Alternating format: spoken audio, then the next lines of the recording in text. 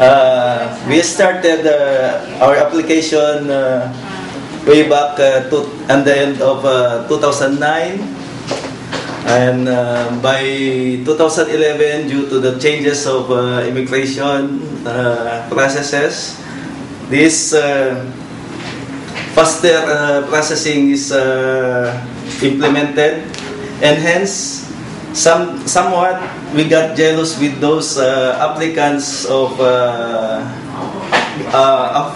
after June 2010, and but we stick up with NACI,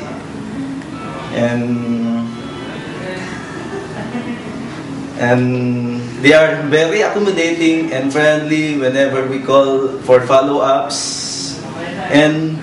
we trusted them all the way. Now, see, we got our Canadian visas,